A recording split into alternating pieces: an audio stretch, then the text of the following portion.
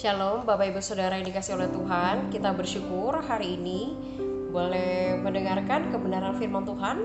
Meskipun secara singkat, tapi kita percaya Tuhan mau berbicara sesuatu terhadap kita. Dan kali ini kita akan membicarakan tentang kesetiaan, salah satu bagian dari buah roh. Kita sebagai manusia berdosa dan masih hidup di dalam dunia yang penuh dengan dosa. Kita menyadari bahwa kesetiaan menjadi salah satu bagian dalam diri kita yang juga masih belum sempurna.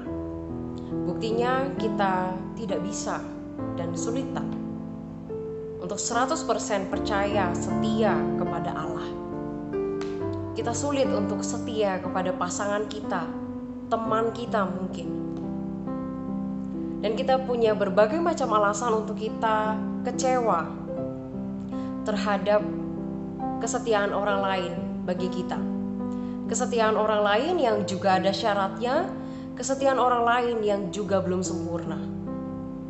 Apalagi kalau kita memberikan kesetiaan kepada orang lain, lalu orang lain tidak bisa memberikan kesetiaan yang sama kepada kita. Tentunya kita akan kecewa. Dan hal ini bisa menyebabkan kita tidak percaya tentang kesetiaan. Kita takut terhadap rasa setia. Dan mungkin kita bisa tidak percaya kepada kesetiaan Allah yang 100% kepada kita. Berbicara tentang kesetiaan, konteks yang paling kental adalah di dalam relasi tentunya. Dan di dalam relasi itu sendiri kita juga melihat betapa tingginya ujian terhadap kesetiaan. Paling tidak di tahun 2020 ini kita bisa melihat ujian kesetiaan di tengah para pasangan. Tercatat di tahun 2020 angka perceraian naik drastis. Di Indonesia sendiri paling tidak di Sulawesi Utara ada 1030 pasangan yang bercerai. Di Semarang angka perceraian naik 3 kali lipat. Dan ini tidak hanya terjadi di Indonesia, tetapi di seluruh belahan dunia. Semua pasangan sedang diuji kesetiaannya.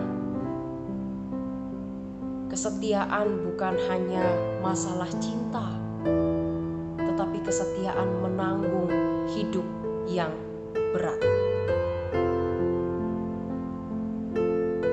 Untuk itu, Bapak Ibu Saudara, jika kita menanyakan bagaimana lalu kita ini sebagai manusia yang begitu rentan, begitu lemah untuk tidak setia terhadap pasangan kita, terhadap orang lain dan bahkan terhadap Allah. Bagaimana kita bisa berusaha menjadi setia? Bagaimana kesetiaan itu bisa menjadi karakter yang menetap di dalam diri kita?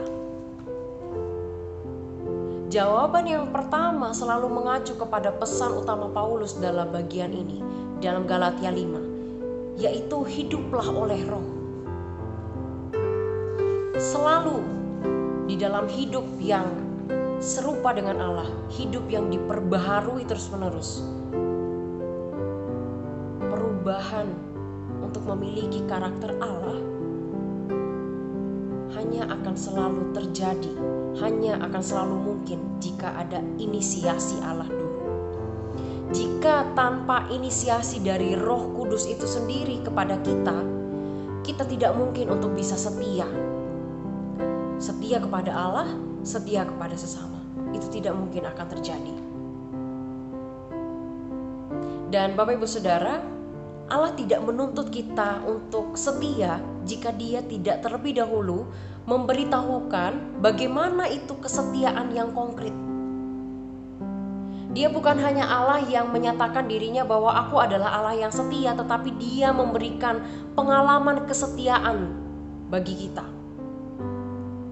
Silakan Bapak Ibu Saudara melihat sendiri di dalam kehidupan kita masing-masing. Berapa kali Tuhan begitu setia terhadap kita waktu kita tidak setia kepada Dia? Berapa kali Dia tetap datang dengan kesetiaan, dengan belas kasihannya kepada kita waktu kita kerap kali gagal untuk mencintai Dia? Itu adalah kesetiaan yang sejati. Dan dari pengalaman kesetiaan yang Dia berikan kepada kita,